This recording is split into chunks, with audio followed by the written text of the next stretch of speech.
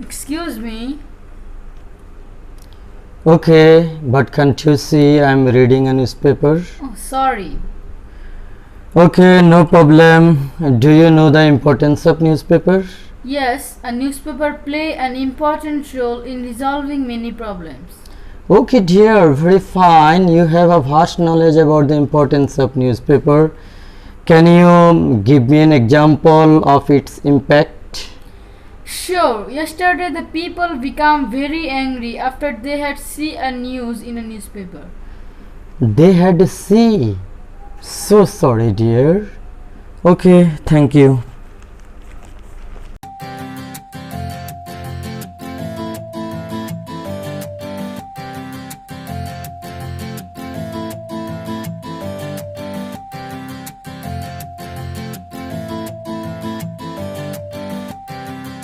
Assalamu alaikum wa rahmatullah.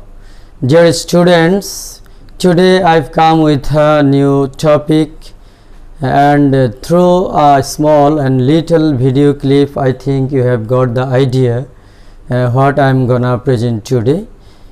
So what can you think? Just look, this is right form of verbs. Okay, just look at the passage whether there are some problems. Can you see? We can see here some verbs with circularization and they are blinking.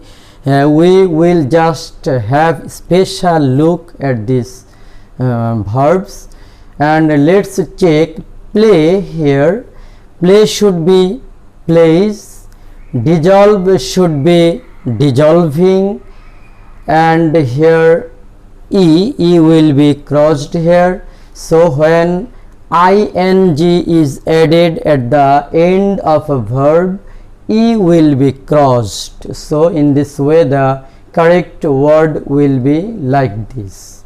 And look, become will be became, and this o will be crossed and become will be turned into v2, became. And see, this is in past participle form or v3 form, so here the correct word will be seen. And publish, this is correct here as it has come after a model. In this way we can see here in this passage there are so many mistakes.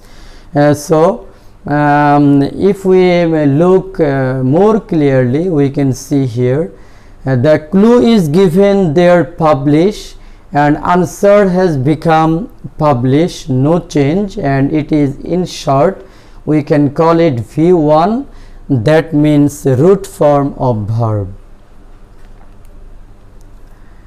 Become, clue, in clue the verb is given become, answer it has become became, and it is v2 or past form. See, clue, in the clue see, answer seen, short form we can call it v3 or past participle form. Play, it has been plays, and we can call it vs, mean verb plus s or es. And dissolve, in answer it has become dissolving, and we can call it ving, means verb plus ing. Here we can see in short v1, v2, v3, vs or ving. In these 5 forms every verb is changed, and we have to use them in the passage, any of the verb. Dear students, if we look more attentively, we can see here v1, v2, v3, vs and ving, and every verb is changed in this way. Just for an example, write, v1 it is write, if it is turned in v2 it will be wrote, in v3 it will be written, in vs it is writes, and in ving it is writing. Similarly, play, played, played, plays, playing, put, puts, putting. Here we can see different verbs are changed in different ways. Write has been changed into wrote in past, but play has been changed into played. Here this verb is changed with the changing of vowel, but this verb is changed by adding ed at the end of the verb, but put is remain unchanged. So we can see here three verbs are changed in three ways in past form. Similarly, in V3 we can see written, played and put. Here wrote has been changed when it has come in V3 written, but played is unchanged in V3, but put in three forms V1, V2, V3. In all the three forms put is unchanged. So regular and irregular verb, strong and weak verb in different equations with different rules. The verbs are changed in from V1 to V2 and V3 in different ways. So you have to learn them, you have to memorize them, you have to practice them more and more to remove your problems, and so that you can write them correctly. Okay, dear students, let's start a discussion with the first one, and that is V1. V1 means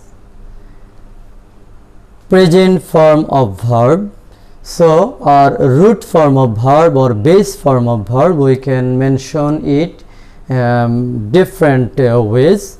So the verb which remains unchanged, nothing additional is added at the end of the verb, it remains in its original form, in its natural form, in its base or root form. We call it in short V1.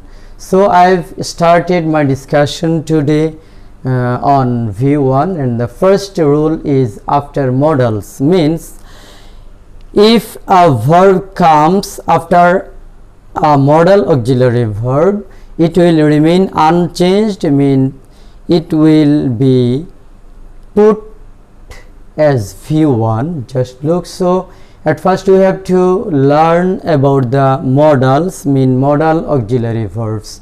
Here are some modal auxiliary verbs. You will learn them and you will memorize them frequently, just in this way: shall, will, should, would, can, could, may, might, must, has to, have to, had to, used to, would to, be, going to, would better, would rather, had better, had rather, needn't, daren't.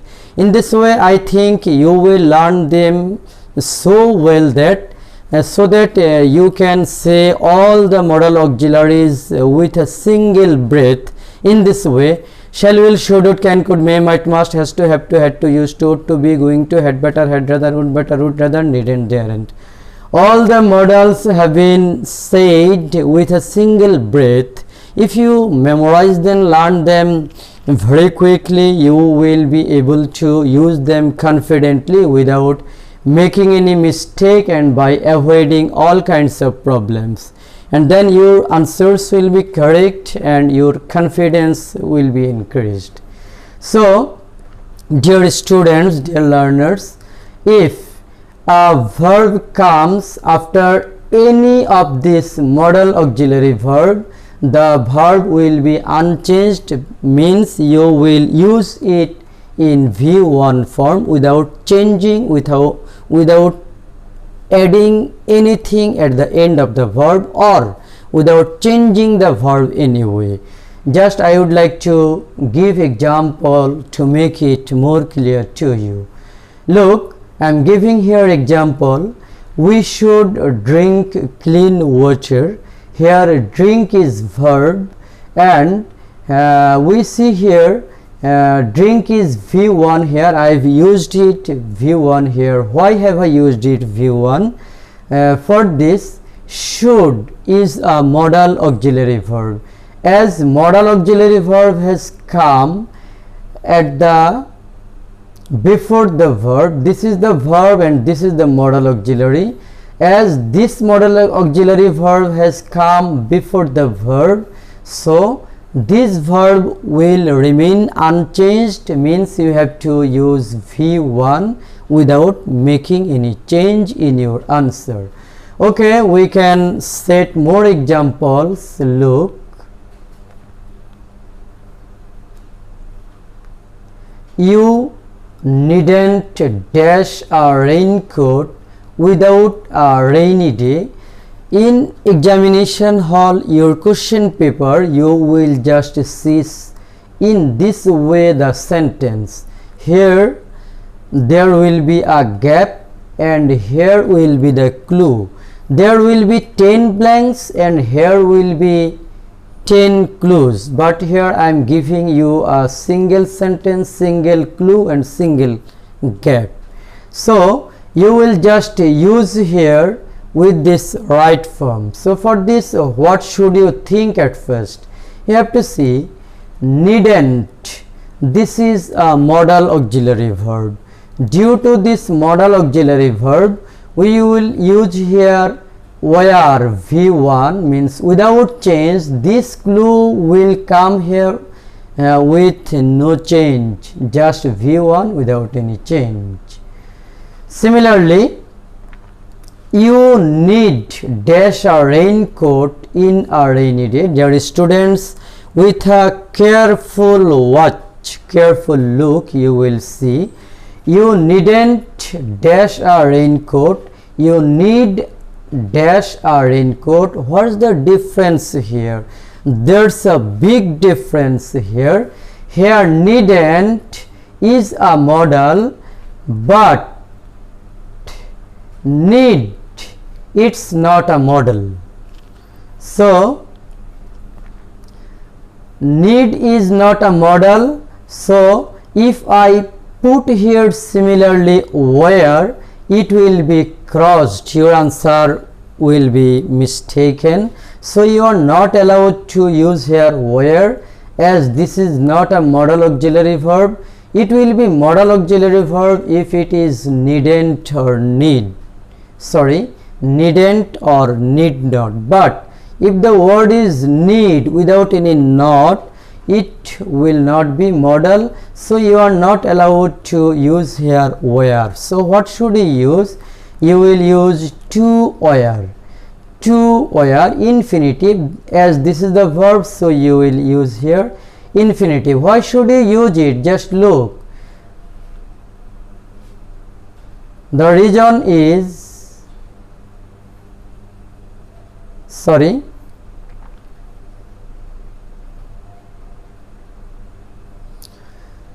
here you can practice it with the modal auxiliary. A regular student can dash well in his exams. I think now you will be able to write the answer correctly, as before this gap there is a can. This is included in modal auxiliary verb list. So what should we use here? Do, without any change. I am using here do. Due to this can modal auxiliary, without any change, this do has come here in root form, means V1. Then he dare not dash his class anyway. Here we can see also dare not or daren't, short form or long form, but this is also a modal, so miss V1 I have used here. And so the other students should follow him. Should, this is another modal auxiliary verb, so I have used here follow. I think you have got the idea. After modal auxiliary, for this you will just learn the modal auxiliaries very well. You will keep it in your mind, this is or these are modal auxiliaries. So I have to put V1 form after any of the modal auxiliary verbs. If you keep it in your mind fresh, you will be able to write this answer correctly in every situation, everywhere. Dear students, let's proceed. View 1, another rule after to do. Just I finished rule 1, that was after modal auxiliary, and rule 2 where we should use view 1, that is after to do. Means to do, they are to do verb: do, does, did, don't, doesn't, didn't. These are to do verb. A to do verb especially used in interrogative and negative sentences. Generally, this rule is not applicable or suitable in assertive sentence, but exceptionally in assertive sentence it's also used, but very rarely. Commonly it's used in interrogative and negative sentence. Let's see the example. Look, how does your father dash you? This is a sentence, so I will just choose a verb here. For this, at first look, does. This is a to do verb, and this to do verb has been used in an interrogative sentence. I've said especially interrogative and negative sentence. So this is an interrogative sentence, and interrogative sentence, this to do verb has come. So what should I use here? I should use here help, view 1. So for this to do verb, and this is interrogative sentence, so I've used here view 1. Without any change, I have put it in the blank, help. Another example, let's do. I do not dash him. So what should I use? This is a negative sentence here. You can see do. This is also a to do verb. A sentence is negative, so I should use here disobey, v1. I do not disobey him. So with these two examples, I think you are now clear with the examples and information where you should use to do verb, and after to do you will also use v1, means without any change you will put the verb in the blank. Dear students, rule 3, to use v1. Rule 3, infinitive. Infinitive means 2 plus v1.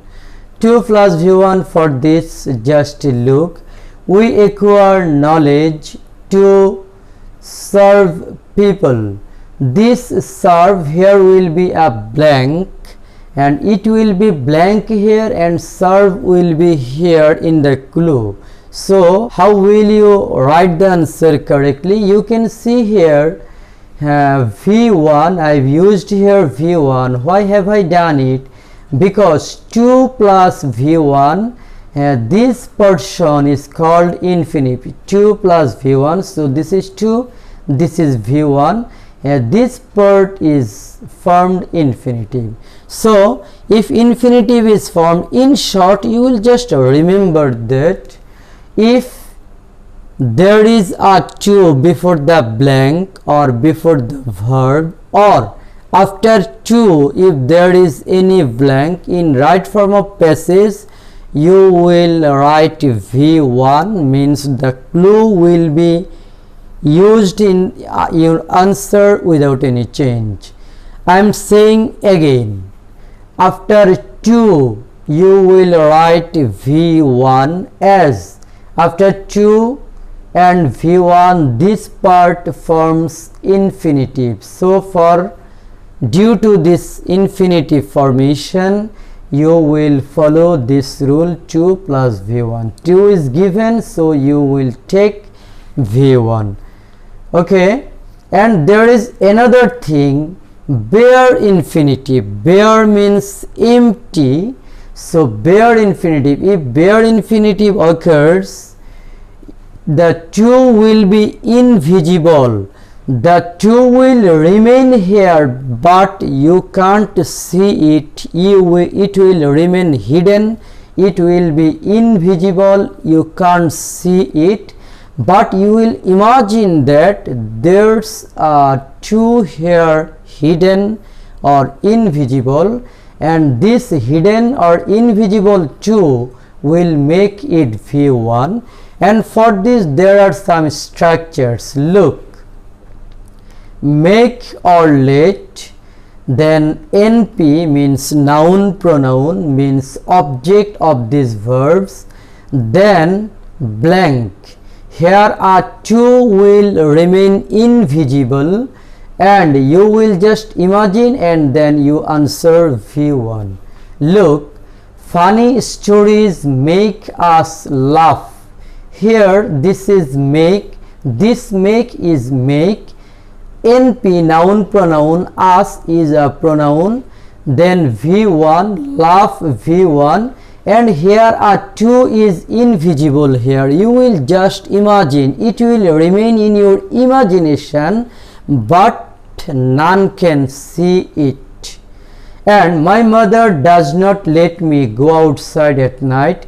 This is my mother does not let, this is let, this late, and me, this is NP pronoun, this is pronoun, then go V1, and here also a 2 invisible here. So here bare infinitive occurs. You will just imagine that here you will write V1 as before this verb a 2 is hidden, you or we can't see it, but it remains in our imagination. So we will use here V1. So infinitive, sometimes you can see infinitive with 2, that is called infinitive, and sometimes you will see infinitive without 2, it is called bare infinitive. So be very careful and serious about the uses of bare infinitive with particular structures. Okay, dear students, let's move next rule, that is rule 4. This is in an elaboration format. I've written here no third person singular number in subject, no past indication in sentence. Means if you have a sentence where subject is without third person singular, any person number it may be, but it will not be third person singular number, the subject. And no past indication in sentence means in the sentence or in the whole passage there will be no past indication, means there will be not a word or phrase that indicate the past, that indicates that the passage or the sentence should be past. So such kind of past indication will not come in the sentence, and the subject will not be third person singular. Without third person singular, it may be any person or number. In short, I say it, no 31, no past indication. No 31 means no third person singular number in subject. No past indication means no past indication in sentence. So I've set it in short, no 31, no past indication for your easy memorization, so that you can memorize them easily and you can put it in memory easily, so that you will memorize them in this way, and also you will keep it in your mind, the elaboration, the explanation of this short form. Dear learners, now look, there is something more important for you. No third person singular number in subject, what does it mean? And for this I've arranged very scientifically for your easy memorization. I, we, you, they are always no 31. Don't forget to add a plural noun. You will just memorize them in this way. I, we, you, they are always no 31. Don't forget to add plural noun. What does it mean? Mean I, we, you, they. These words are always no 31, means they are never third person singular number. So they, after these words you will put V1. Don't forget to add plural noun and all kinds of plural noun, means I, we, you, they and plural noun. They are not third person singular number, they are no third person singular number, they are no 31.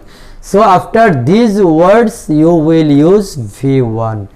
And some past indication. Here I've set some past indication, the words that indicate about past. Just if any of this word is used in a sentence, you will just think that the sentence is about past, so you are not allowed to use V1 here. But if a sentence doesn't contain such kind of past indication, you will put here V1. So past indication, yesterday, it indicates about the past day. Ago, it is also once or once upon a time, same thing. 2002 means any year of past. V2 means if a V2 is already given in a sentence and there is another gap, you will just think that this V2 is a past indication. This V2 indicates that the sentence is past. Historical incident, anything that is cited in the history or any familiar story, any well-known story, and the happening, the incident that is known to all, this is historical incident. Once upon a time and once, the same thing. Previous, last, those, that. After these four words, here you can see after previous I've given a hyphen, means here you will put a word of time. A time word will come after this word. Just previous month, previous night, last year, those days, that month. In this way, after these words, if there is any time word, you will just understand that these words are past indication. So to write V1, you are not allowed to use these words. In short, if any of these past indications is used in a sentence, you will not use V1. Okay, dear students, let's see example. We keep our environment clean. Here keep is V1. I have used here keep V1. Why have I used it? Because we, this is no 31. This subject is not third person singular number in subject. This is not third person singular number. So, and in the whole sentence there is no past indication. In the whole sentence we don't see or don't have any word that indicates past. So all the conditions have been fulfilled here. No third person singular number in subject and no past indication in the sentence. So I have used here V1. So dear students, in this way I think you will be able to use V1. And some more example.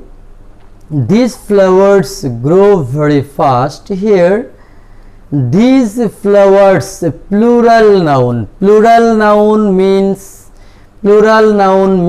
no 31. Plural noun means subject is not third person singular number, and grow has been used V1 without any change because there is no past indication. But just very careful look, if I used here last month with a past indication, if a past indication was given here last month, then grow would be crossed, then the answer would be grew. When again look, now the answer is grow, there is no past indication here. But if any past indication comes here, now last month has come and it's a past indication, so grow is crossed. Now if you write here grow, it will be crossed, the answer will be grew due to this past indication. So V1 will definitely be used without any past indication. If the past indication is used in the sentence, even in the passage, you are not allowed to use any V1. Okay, now I would like to give you a homework here.